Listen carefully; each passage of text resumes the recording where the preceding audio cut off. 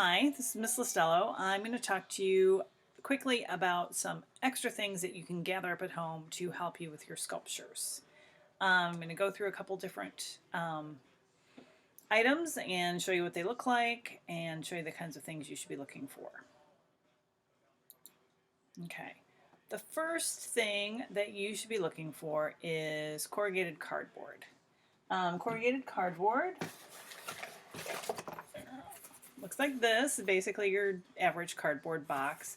What makes it corrugated are those little ridges inside. So it's really two pieces of like a stiff paper with like a zigzag or corrugated center.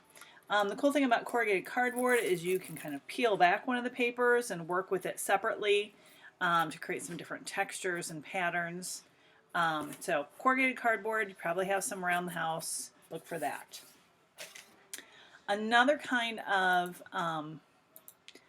board, I guess we call it, that you might have is paperboard. Sounds fancy, but what it is are just food boxes, maybe tissue boxes that you have. So, I don't know, cracker box that I had, or, you know what, cardboard packet from some juice bottles, or a Kleenex box. The nice thing about this is sometimes the patterns can be cool on it, but you can also use the inside of it. It's a very neutral kind of board. A lot of the sculptures that we're going to do this year are just kind of neutral, more worried about the shapes and how we're putting them together than actually any decoration on the outside. So this kind of board would be perfect. All the things I'm going to show you today are meant to be easily glued together or easily cut with scissors so that you can do it at home to work on your projects. All right?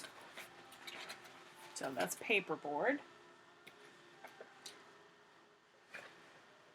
I also, I don't know, sometimes I do have these fancy, these were like some tea boxes. The kind of cool thing about that is instead of gray on the inside, it actually has a pattern on the inside. So things like this you could keep for special little embellishments for your sculptures if you want. Just a little quick side thing.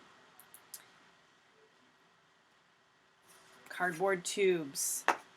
You all know what this is. Toilet paper roll, or the rolls from your paper towels. So any kind of roll. The great thing about cardboard tubes is they're already three-dimensional, which is good for a sculpture class. But they're also really versatile. I mean, you could cut a cardboard tube and have a whole bunch of, it's going to pop, sure. Boing. A whole bunch of little circles, or you can squeeze them and make them into ovals or like petal shapes.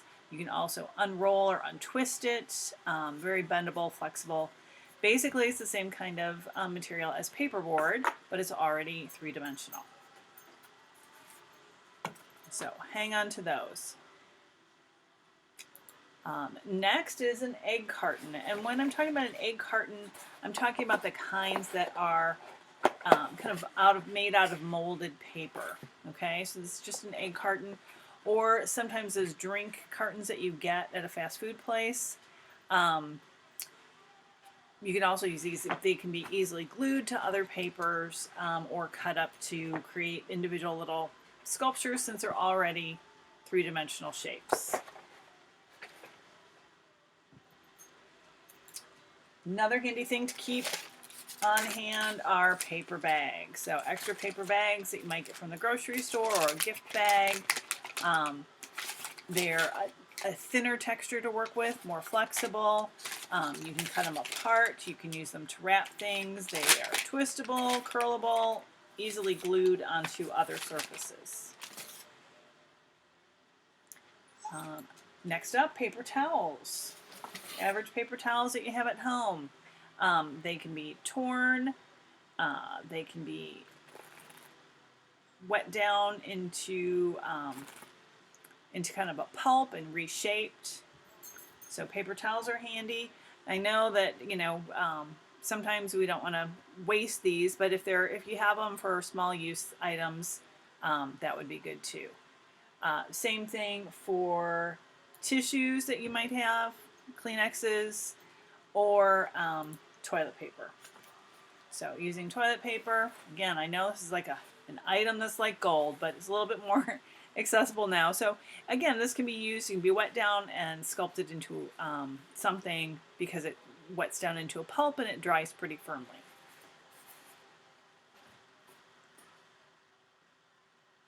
Okay, and then another thing on my list are old newspapers or magazines, or I don't know about your house, but we get junk mail all the time. We get, flyers from catalogs from clothing stores or whatever.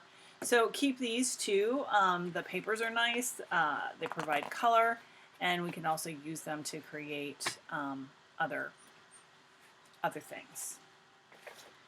And then last, just think of some extras that you might find: some yarn, some styrofoam, Q-tips. Again, these wouldn't be things that we'd be using a lot of. You're already going to get some wire and some string in your kit, but these are additional things that you might want to look for that could be handy.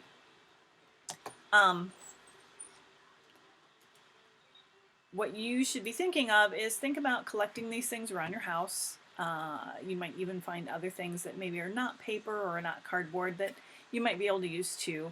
Find yourself a little box or a bag, kind of keep these set aside, and just collect them so that you have them on hand if you need something extra or in addition, or want something extra in addition to the kit that you'll be getting for sculpture class.